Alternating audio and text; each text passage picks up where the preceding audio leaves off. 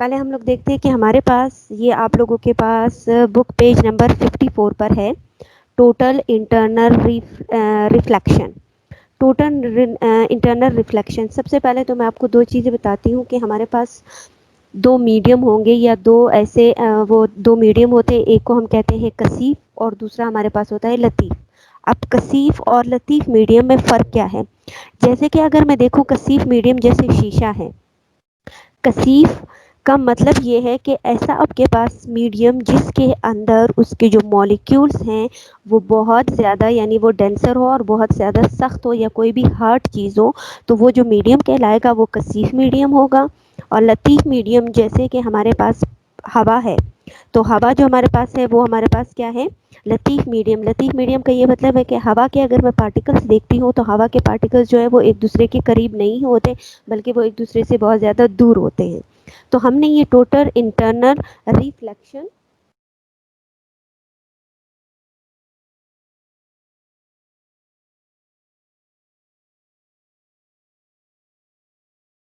कि एक मीडियम का दूसरे मीडियम में कैसे जो है वो हम इसकी रिफ्लेक्शन को देख सकते हैं।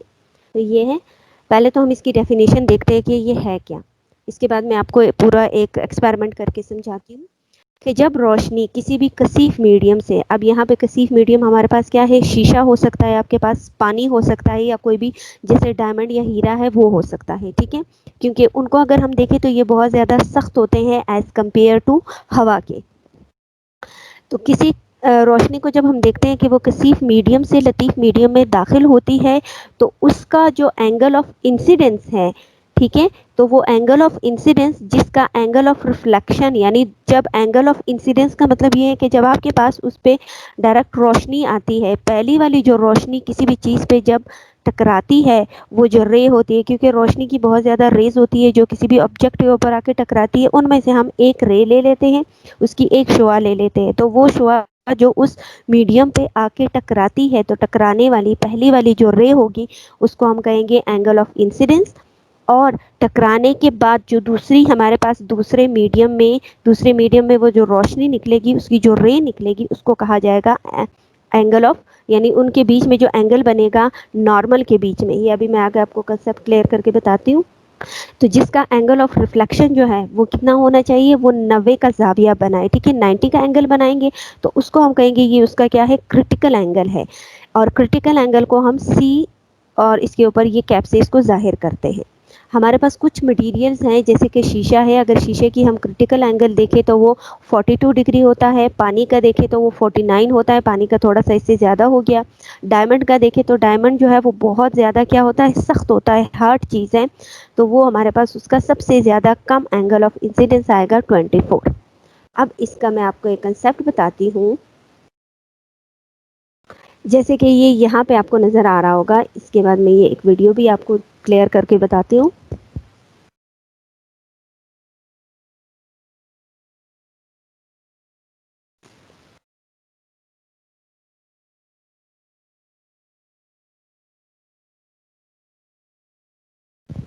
अच्छा, अब ये देखिए, ये मेरे पास दो मीडियम्स में ले रही हूँ, ठीक है। एक मीडियम को, जो ये वाला मीडियम है, इसको मैंने फॉर एग्जांपल कंसीडर करी हूँ, ये मेरे पास एक शीशा है, ठीक है। अब ये शीशा है और इस मीडियम को मैं कंसीडर कर रही हूँ, ये मेरे पास शीशा है, यानी कौन सा मीडियम है? एक कसीफ मीडियम में ले रही हूँ। और कसीफ मीडियम में इसमें मैं इसको क्या ले रही हूँ? शीशा ले रही हूँ। और जो ये लतीफ़ मीडियम है इसको मैं बना देती हूँ हवा, यानी एयर। अब यहाँ से ये रोशनी पड़ रही है, ये रेड कलर की रोशनी, और ये बीच में यहाँ पे हमने जो ये एक्स एक्सिस और वाई एक्सिस दिया है, ये रिप्रेजेंट करता है किस चीज़ को? इसके नॉर्मल को, यानी ये मेरे पास इसका क्या है? नॉर्मल एंगल है, ठीक है। यहाँ से भी ये इसका नॉर्मल एंगल है, ऊपर से भी ये पूरा इसका नॉर्मल एंगल है। अब इस नॉर्मल एंगल मैंने लिया कैसा है कि ये जो रेड कलर की रे ये जहाँ आके टकराती है, इसके टकराने के बाद मैं क्या करूँगी? इस पे एक 90 का जाविया बनाऊँगी, 90 का एंगल बनाऊँगी। तो 90 का एंगल जहाँ पे मेरे पास सीधा ही बनेगा, इसको हम कहते हैं ये इसका क्या है? नॉर्मल एंगल है। अब इस नॉर्मल से हमने कंपेयर करना है कि एंगल ऑफ इंसिडेंस ज़्यादा हो रहा है या एंगल ऑफ रिफ्लेक्शन ज़्यादा या कम हो रहा है, तो उसको हमने देखना है, इसी कंसेप्ट को। मेरे पास ग्लास है, ग्लास में से एक रोशनी आके इस मीडियम पे आके पड़ रही है ये रेड कलर की, देन उसको अब मैं इसके नॉर्मल के साथ कंपेयर करूंगी तो क्या होगा। जब मैं यहाँ पे देखूं, क्योंकि ये वाला अगर मैं देखूं इसके नॉर्मल के साथ, इसको मैं नाम दे देती हूँ एंगल ऑफ इंसिडेंस, क्योंकि वो रे जो कि अभी इस मीडियम पे आके पड़ रही है वो एंगल ऑफ इंसिडेंस होगा। फिर उसके बाद जब ये मेरे पास इस मीडियम पे आके टकराती है शीशे पे, और शीशे के बाद जब ये ऊपर हवा की तरफ आके निकलेगी ये ब्लू कलर की रे, तो ये क्या हो जाएगा, अगर नॉर्मल के साथ मैं इसको देखूंगी तो इसका एंगल यहाँ पे आपको नजर आ रहा होगा, एंगल ज्यादा हो गया। ठीक है, इसका एंगल मेरे पास ज्यादा हो गया, ये मेरे पास क्या कहलाएगा, एंगल ऑफ रिफ्लेक्शन।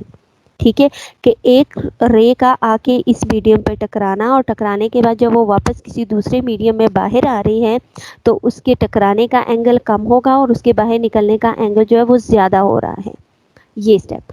फिर आहिस्ता आहिस्ता क्या होगा कि जैसे ही मेरे पास ये वाला एंगल, एंगल ऑफ इंसिडेंस जितना ज्यादा होता जाएगा, आहिस्ता आहिस्ता ये एंगल ऑफ इंसिडेंस जितना ज़्यादा होगा उतना ही मेरे पास ये एंगल, सॉरी, ये मेरे पास जितना ज़्यादा होगा उतना ही एंगल ऑफ रिफ्लेक्शन भी ज़्यादा होगा। और एक पॉइंट आएगा यहाँ बी पे, देखो आप कि ये रे देखें नॉर्मल से मेरे पास ये कितना ज़्यादा हो गया है एंगल। जितना मेरे पास एंगल ऑफ इंसिडेंस इंक्रीज होगा, एक पॉइंट ऐसे आएगा कि ये जो रिफ्लेक्शन है वो बिल्कुल क्या हो जाएगा, इस मीडियम के साथ ही ये रे या ये शुआ जो है वो गुजरनी शुरू हो जाएगी, ये ब्लू कलर की।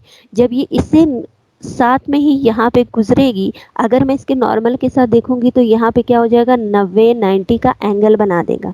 अभी ये चीज़ मैंने इसकी डेफिनेशन में आपको बताई है कि जब मेरे पास एंगल ऑफ इंसिडेंस जो है वो और एंगल ऑफ रिफ्लेक्शन इनके बीच में 90 का जाविया बन जाए इसके नॉर्मल में, तो वो हमारे पास कहलाएगा, ये इसका क्या है, क्रिटिकल एंगल। फिर मजीद जैसे ही मेरे पास ये एंगल ऑफ इंसिडेंस और ज़्यादा हो जाएगा, ये रे जो है ये वापस अपने जो ऊपर एयर की मीडियम से है, ये वापस उससे क्या हो जाएगा, वापस बैक की तरफ, नीचे की तरफ आएगी। पहले 90 है, तो जितना मेरे पास एंगल ऑफ इंसिडेंस ज़्यादा होता जाएगा उतनी ही वो रे वापस आएगी अपने ही मीडियम में। पहले वो एयर के अंदर थी, एयर से यानी ये इंसिडेंस जितनी ज़्यादा हो रही है, ये रे जो इस पे रिफ्लेक्ट हो रही है, आके टकरा रही है, उसका एंगल जितना ज़्यादा होगा उतनी ही मेरे पास वापस वापस जो एंगल ऑफ रिफ्लेक्शन है वो वापस इसी मीडियम के अंदर आ जाएगा। जैसे ये ग्रीन कलर आपको नज़र आ रहा है, तो मेरे पास एंगल ऑफ रिफ्लेक्शन नॉर्मल से और ज़्यादा हो गया। इसको हम कहते हैं कि जब एक मीडियम में एंगल ऑफ इंसिडेंस आके टकरा रही है और वो वापस मुड़ के अपनी उसी मीडियम के अंदर वापस वो रे निकल जाती है, उसको हम कहते हैं टोटल इंटरनल रिफ्लेक्शन। ये पॉइंट क्लियर हुआ? यस मिस, क्लियर हूँ। ठीक है, अब इसी से रिलेटेड मैं आपको एक वीडियो भी दिखा रही हूँ, उसमें आप देख लो कि ये वीडियो में जो है वो हमारे पास इसका ये कंसेप्ट जो है वो कैसे होगा। जी चले मिस, ठीक है, अभी इसमें यही कंसेप्ट है, क्रिटिकल एंगल क्या है और टोटल इंटरनल रिफ्लेक्शन क्या है।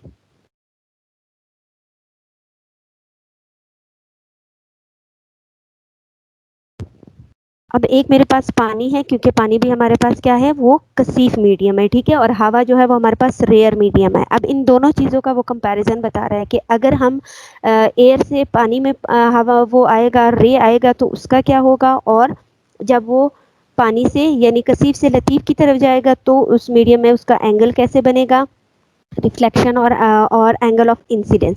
अब यहाँ पे आप देखो, यहाँ पे क्या है, a rare medium to a denser medium, यानी एक लतीफ मीडियम से कसीर मीडियम के अंदर कोई भी एक शुआ या रे आ रही है।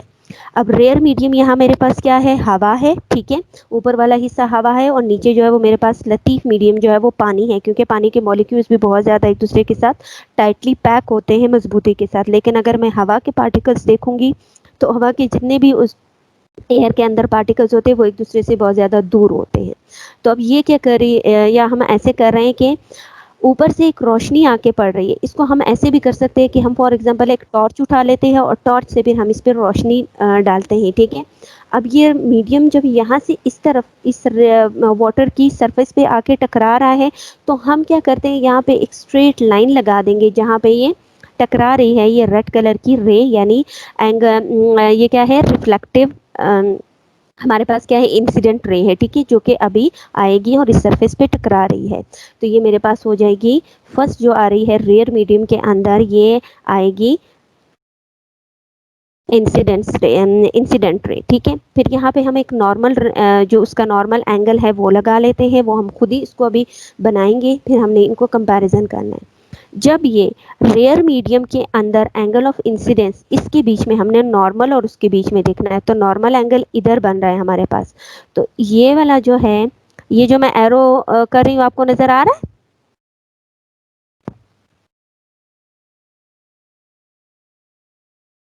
तो ये जो मेरे जी पास मिस आ रेड, रहा है। ठीक है, ये रेड कलर की रे है, ये हमारे पास क्या है, इंसिडेंट रे है, और ये है नॉर्मल। तो इस नॉर्मल और इसके बीच में एंगल ऑफ इंसिडेंस अगर हम देखेंगे तो एंगल ऑफ इंसिडेंस मेरे पास क्या है, ज़्यादा बन रहा है। अब हम इसी तरह ये नॉर्मल जो है वो हमारे पास पानी के तक भी हमने इस ये नॉर्मल उसकी जो रे है उसको लेकर आएंगे। अब देखते हैं, जैसे ही ये रे पानी के अंदर दाखिल होती है, इसके बीच का नॉर्मल और इस रे के बीच का एंगल देखो वो कम हो रहा है, ठीक है, क्योंकि कि रे जो है वो एक लतीफ मीडियम से कसीफ की तरफ आ रही है, तो उसका एंगल ऑफ इंसिडेंस जो है वो ज़्यादा होगा और एंगल ऑफ रिफ्लेक्शन जो है वो कम होता है, ठीक। फिर नेक्स्ट दूसरे में आप देख लो कि डेंसर मीडियम, जो अभी मैंने आपको बताया था, मैं हम यहाँ पे मैंने शीशा और हवा की एग्जांपल दी थी, यहाँ पे जो है पानी और हवा है। जब ये एंगल ऊपर से जाएगा, यानी पानी से वो हवा की तरफ जा रहा है, तो ये नॉर्मल और इसके बीच का एंगल देखो वो ज़्यादा है, ठीक है।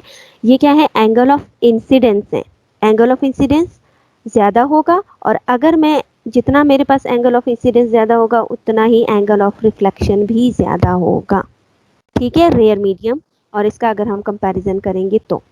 अब आगे इसको देखते हैं।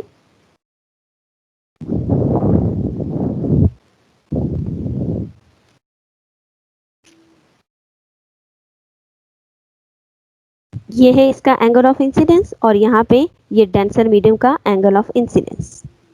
अब इनके एंगल्स का इन्होंने बता दिया कि एंगल ऑफ रिफ्लेक्शन क्या है। अब यहाँ पे आप देख लो, ये हाई डेंसिटी यानी यहाँ पे मॉलिक्यूल जो है वो टाइटली पैक्ड होते हैं, तो इनका अगर एंगल ऑफ इंसिडेंस देखें वो क्या होता है, रिफ्लेक्शन का ज़्यादा है एज कंपेयर टू इंसिडेंस के, क्योंकि वो डेंसर से जा रहा है रेयर मीडियम की तरफ।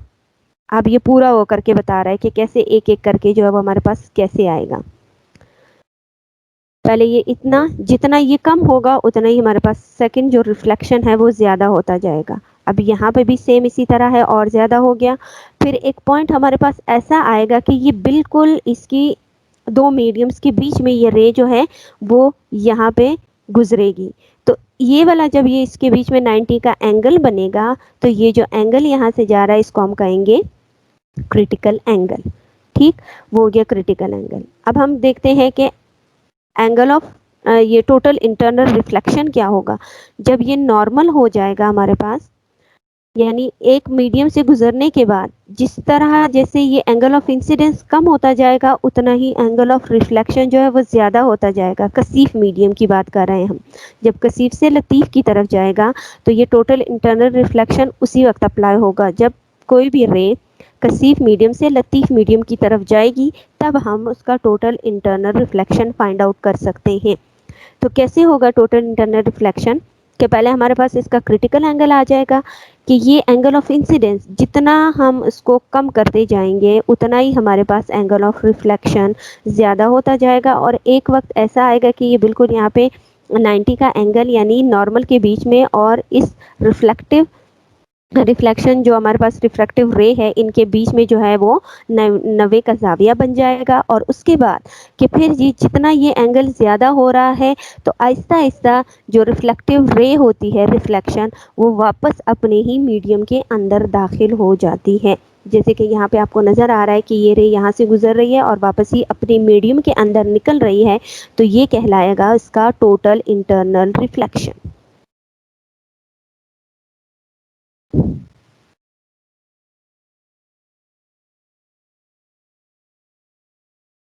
सो ये जो हमारे पास पूरा प्रोसेस हो रहा है इस प्रोसेस को कहा जाता है टोटल इंटरनल रिफ्लेक्शन।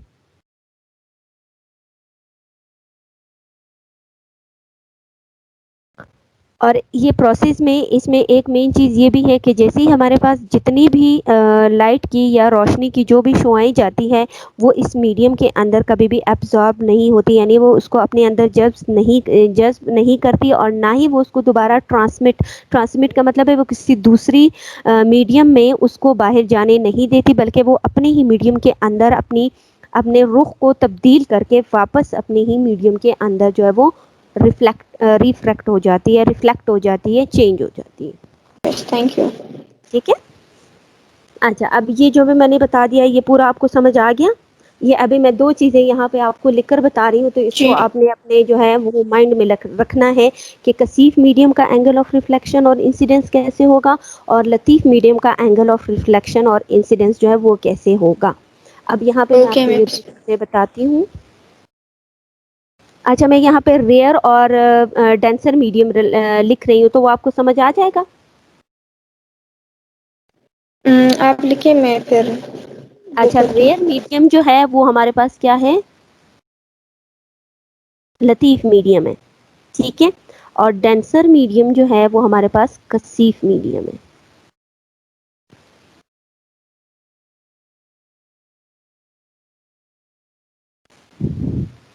ठीक है। अब इन दो चीजों को आप देख लो। अब रेयर मीडियम जैसे कि मेरे पास क्या है, हवा, एयर। ठीक है। अब इसका मैं आपको बताती हूँ, जब भी हवा के अंदर एंगल ऑफ, क्योंकि अब हवा से उसने जाना है किसके अंदर, पानी के अंदर। ठीक है। ये एक लतीफ मीडियम हो गया और ये पानी जो है ये मेरे पास क्या हो गया, कसीफ मीडियम। जब ये जाएगा हवा से पानी की तरफ तो इसका एंगल ऑफ इंसिडेंस जो है वो क्या होगा,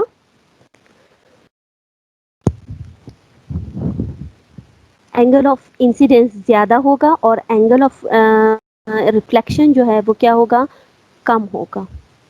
ठीक है। फिर अगर कसीफ से ये जाएगा हवा में,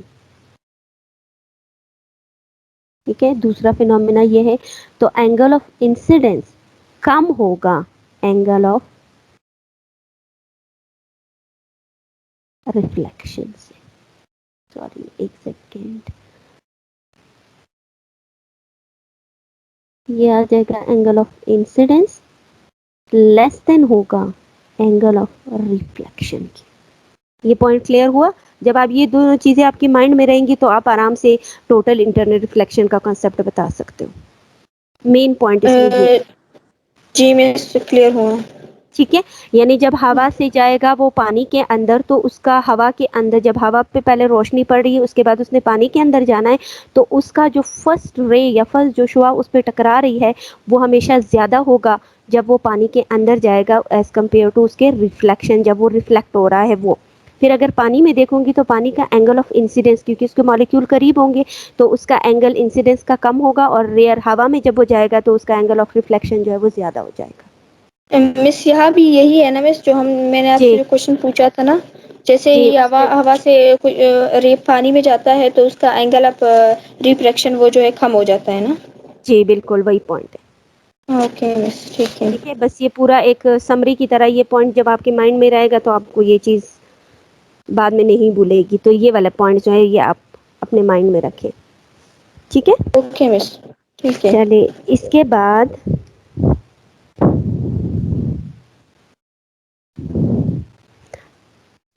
अच्छा अब ये जो मैंने आपको बता दिया कि हवा से जब एयर की तरफ मतलब ये कसीफ मीडियम से लतीफ़ मीडियम की तरफ चली गई है, ये कॉन्सेप्ट तो हमारे पास ये है।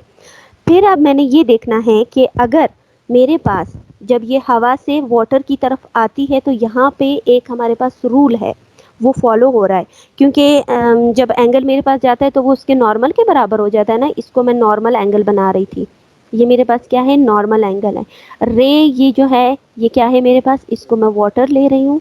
ठीक है। और ये मेरे पास क्या है, हवा है, एयर है, एक कसीफ से लतीफ़ की तरफ जा रही है, तो ये आ जाएगा। फिर मैंने क्या बोला था कि ये एंगल जो है ये वाला एंगल मेरे पास कम होगा और ये एंगल मेरे पास क्या हो जाएगा, ज़्यादा हो जाएगा। ठीक।